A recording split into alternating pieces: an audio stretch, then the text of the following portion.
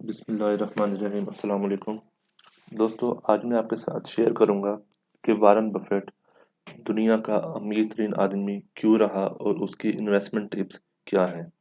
तो Warren Buffett, जिनको नहीं पता, दुनिया का अमीर तरीन आदमी रह चुका है और इस वक्त दुनिया के चौथे नंबर पे है अमीर तरीन इंसानों की लिस्ट में, जिसकी नेटवर्थ इस वक्त $73.4 बिलियन है।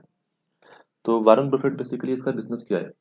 वारन बफेट एक कंपनी है यूएसए में, बर्कशायर हैथवे। तो इसका बेसिकली वो ओनर है।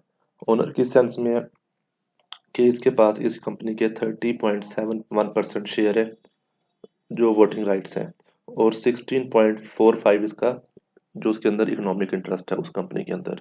तो ये कंपनी बेसिकली करती क्या है?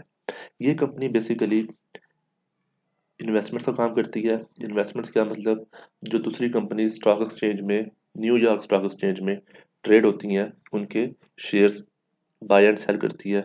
उसके अलावा इसकी अपनी insurance company, food companies, toys, sporting, automotive, consumer products, इस टाइप की कंपनीज हैं। इस कंपनी का 2018 में रेवेन्यू $247 बिलियन था। तो जो ये कंपनी है बर्कशायर हैथवे, इसके शेयर की प्राइस इस वक्त दुनिया में सबसे ज्यादा है। इसका एक शेयर $3,27,401 का है। आप देख सकते हैं इसके बाद जो दूसरे नंबर पे कंपनी है उसके शेयर की प्राइस 80,000 है, फिर 3,000 में आ जाती हैं तीसरे और चौथे नंबर पे जोन सी हैं। तो आप यहाँ से अंदाजा लगा सकते हैं कि इस कंपनी के शेयर की प्राइस इतनी ज़्यादा क्यों है और इतनी सक्सेसफुल कंपनी ये क्यों है।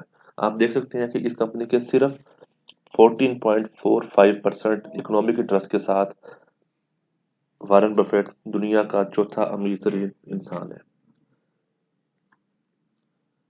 तो ये कंपनी बेसिकली, अगर आप सीधे जाते हैं, दुनिया की जो पब्लिकली ट्रेडेड कंपनीज हैं उसके अंदर ये 8वें नंबर पे आती है। यानी कि इस कंपनी का जो मार्केट कैपिटलाइजेशन है $440 बिलियन है।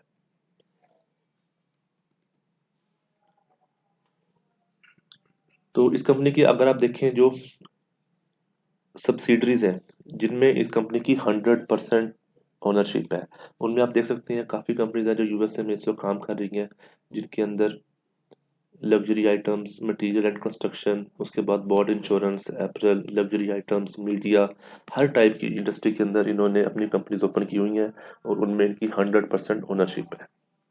उसके बाद जो दूसरा मेन काम है, ये कंपनी क्या करती है, दूसरी कंपनी जो स्टॉक एक्सचेंज में ट्रेड हो रही होती हैं उनके अंदर इन्वेस्टमेंट करती है। फॉर एग्जांपल, अगर आप यहाँ पे देखें तो इस कंपनी के बैंक ऑफ अमेरिका जो यहाँ पे पहले नंबर पे है उसके अंदर 9.5% ओनरशिप है। यानी कि ये कंपनी बैंक ऑफ अमेरिका के जो एनुअल जनरल मीटिंग होती है वहां पे इसके पास वोटिंग पावर भी है, और उसके बाद ये उनकी डिसीजन मेकिंग को भी इफेक्ट करती है। उसके बाद आप देखें तो इस कंपनी के कोका कोला के अंदर 9.4% शेयर्स हैं, जो कि 400 मिलियन शेयर्स इन्होंने लिए हुए हैं इस कंपनी ने। एप्पल के अंदर इसके 5.4% है। आप इसी तरह देख सकते हैं कि इसने 9%, 10%, 3%, काफी कंपनीज ऐसी हैं जिनके अंदर इनकी माइनॉरिटी होल्डिंग्स है, लेकिन वो माइनॉरिटी होल्डिंग भी इतनी ज्यादा है कि ये उनकी डिसीजन डिसीजन पावर को इफेक्ट कर सकते हैं through selecting their directors in the management of board of that company. तो अब हम आ जाते हैं वारन बफेट जो इस कंपनी का सीईओ है, उसकी इन्वेस्टमेंट टिप्स क्या है, कि आप वो क्या बताता है कि आपको कैसे इन्वेस्टमेंट डिसीजन लेने चाहिए। सबसे पहले वो कहता है कि never invest in a business you can't understand. क्या मतलब, हम क्या करते हैं, हमने वैसे ही कुछ शेयर देखा यार इसकी प्राइस बढ़ रही है तो उसके अंदर इन्वेस्टमेंट कर दी।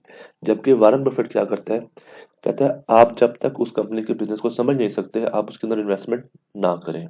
क्या मतलब, आप उस कंपनी की एनुअल रिपोर्ट्स पढ़ें। एनुअल रिपोर्ट्स पढ़ेंगे तो आपको उस कंपनी के बारे में नॉलेज होगा।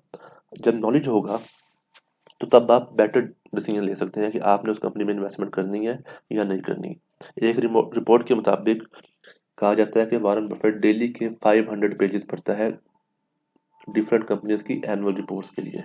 वो क्या कहता है कि जैसे ही आप एनुअल रिपोर्ट्स पढ़ेंगे तो आपका नॉलेज इंक्रीज होगा। जब आपका नॉलेज इंक्रीज होगा तो आपके पास बेटर डिसीजन मेकिंग पावर आ जाएगी। और जब आपने काफी कंपनीज की एनुअल रिपोर्ट्स पढ़ ली हैं तब आप कंपनीज में जो इन्वेस्टमेंट करनी है किस बेस पे करें, उनके एनुअल रिपोर्ट्स में कंपैरिजन करके, उनके जो इन्फॉर्मेशन आपके पास अवेलेबल है उसका कंपैरिजन करके फिर आप इन्वेस्टमेंट का डिसीजन लें, ना कि जस्ट मार्केट ट्रेंड को देखते हुए इन्वेस्टमेंट करें। दूसरे नंबर पे क्या कहता है, always by under valued stock. आपने अंडर वैल्यू स्टॉक हमेशा परचेज करनी है। क्या मतलब, वो कंपनीज के स्टॉक परचेज करने हैं जिनकी बुक वैल्यू मार्केट वैल्यू से ज्यादा है। फॉर एग्जांपल, इस वक्त अगर हम देखें पाकिस्तान स्टॉक एक्सचेंज के अंदर, तो आजकल आप शेयर देख रहे होंगे EPCL, Engro polymer and chemicals.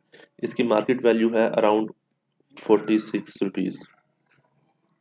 इसकी बुक वैल्यू अगर आप चेक करें इसकी एनुअल रिपोर्ट के अंदर जाके, वो अराउंड है 18 और 19 समथिंग लाइक दैट। क्या मतलब, इस कंपनी की मार्केट वैल्यू बुक वैल्यू से बहुत ज्यादा है। तो वारन बफेट क्या करता है, कहता है मैं उन कंपनियों में इन्वेस्टमेंट नहीं करता जिनकी मार्केट वैल्यू बुक वैल्यू से ज्यादा है। क्या मतलब कि जो मार्केट में बिक रहा है वो बुक वैल्यू से बहुत ज्यादा है, उतनी उस कंपनी की ओरिजिनल प्राइस नहीं है। यानी कि अगर कंपनी आज डिसॉल्व होती है तो उसका एक शेयर 18 से 19 रुपए में सेल आउट होगा। एंड पे जब डिसॉल्व होंगे तो पर शेयर जो आपको पैसे मिलेंगे वो 18 से 19 रुपए मिलेंगे, जबकि मार्केट में ये कंपनी 46 की ट्रेड हो रही है पर शेयर। तो आपने हमेशा, अगर वॉरेन बफेट की स्ट्रेटेजी को फॉलो करना है तो क्या करना है, वो स्टॉक बाय करने हैं जिनकी बुक वैल्यू मार्केट वैल्यू से ज्यादा हो। नंबर 3, वॉरेन बफेट बेसिकली क्या करता है, कहता है वो लॉन्ग टर्म इन्वेस्टर है। वो कहता है कि अगर आपने एक शेयर ले लिया है तो आप इस चीज को ना देखें कल क्या प्राइस है परसों क्या प्राइस है, आप इसको सोचें कि उसकी 2 साल बाद, 5 साल बाद, 10 साल बाद क्या प्राइस होगी। तो क्या कहता है, बाय एंड होल्ड। क्या मतलब, if you are not thinking about owning a stock for 10 years, don't even think about it owning it for 10 minutes। यानी कि अगर आप किसी कंपनी का स्टॉक 10 साल के लिए होल्ड नहीं रख सकते तो उसको 10 मिनट के लिए भी ना परचेज करें। क्या मतलब, आप 10 साल के लिए किसी कंपनी का स्टॉक उस वक्त परचेज करेंगे जब आपको कंपनी पे इतना कॉन्फिडेंस होगा कि इस कंपनी ने फ्यूचर में अच्छा परफॉर्म करना है। जब आपको इतना कॉन्फिडेंस होगा कि ये कंपनी फ्यूचर में अच्छा परफॉर्म करेगी, इसका क्या मतलब, आप उसका शेयर लेके रख लेंगे, बेचना नहीं जाएंगे। तो वॉरेन बफेट बेसिकली क्या कहता है, बाय एंड होल्ड, ले लो और रख लो। नंबर 4 क्या कहता है, मोस्ट न्यूज इज नॉइज। यानी कि मार्केट के अंदर जो मोस्टली न्यूज आती है वो सिर्फ नॉइज होती है, न्यूज नहीं होती। क्या मतलब, जिससे स्टॉक मार्केट की प्राइस इफेक्ट होती है। फॉर एग्जांपल, मार्केट में रूमर्स बहुत आते हैं। अब जो लोग इन्वेस्टमेंट करते हैं स्टॉक मार्केट में उनको पता होगा कि रूमर्स आते हैं, रूमर्स की बेस पे किसी भी शेयर की प्राइस इंक्रीज हो जाती है, 2 दिन बाद वहां पे वापस आ जाती है। या रूमर की बेस पे क्या होगा, किसी कंपनी की शेयर की प्राइस डिक्रीज हो जाएगी और 2 दिन के बाद जब पता चलता है कि वो न्यूज़ फेक थी तो उसकी प्राइस वापस वहां पे चली जाएगी। यानी कि उन रूमर्स की बेस पे बहुत से लोग इन्वेस्टमेंट करते हैं। तो वो कहता है कि जो मोस्टली न्यूज़ स्टॉक मार्केट में आती है वो सिर्फ नॉइज है, उसका कोई लेना देना नहीं है, वो न्यूज़ नहीं होती। न्यूज़ क्या होती है, जो किसी कंपनी की शेयर की प्राइस को अफेक्ट कर सकती है वो, फॉर एग्जांपल, जो लिजिटिमेट न्यूज़ है, फॉर एग्जांपल एफएटीएफ, इसका डिसीजन आना है किसी भी कंपनी के बारे में, अगर ग्रे लिस्ट वाइट लिस्ट में कंपनी जाएगी, वो कंट्री जाएगी, तो वो न्यूज़ है जिससे स्टॉक मार्केट आपकी ओवरऑल इफेक्ट होगी, ना कि ऐसे कोई र्यूमर। जैसे मार्केट में आ जाता है कि दो कंट्रीज के दरमियान में जंग लग रही है तो स्टॉक मार्केट्स गिरना शुरू हो जाती हैं, 2 दिन पता चलता है कि कोई जंग नहीं है, कोई ऐसी सूरत हाल नहीं है। तो वो र्यूमर्स थे, र्यूमर्स ज्यादा आते हैं मार्केट में, न्यूज कम आती है। नंबर 5 और लास्ट, इसमें वो कहता है कि play big and don't waste the opportunity. अगर आपको कोई अपॉर्चुनिटी नजर आ रही है तो आप बड़ा खेलें।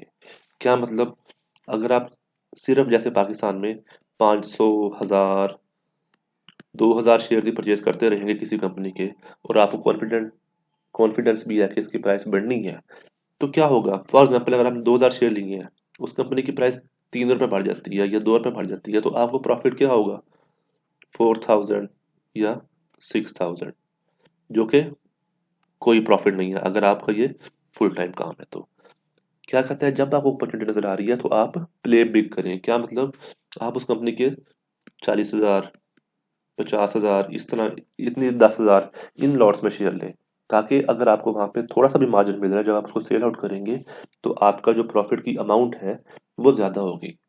तो बड़ा खेलें, और अपॉर्चुनिटी को मिस ना करें। तो ये उसकी टिप्स थी, तो जो मैंने आपसे शेयर की हैं। अगर आपका कोई क्वेश्चन है तो आप उसको कमेंट सेक्शन में कर दें। मैं कोशिश करूंगा उसको एज सुन एज पॉसिबल आपको जवाब दे सकूं। तब तक के लिए अस्सलाम।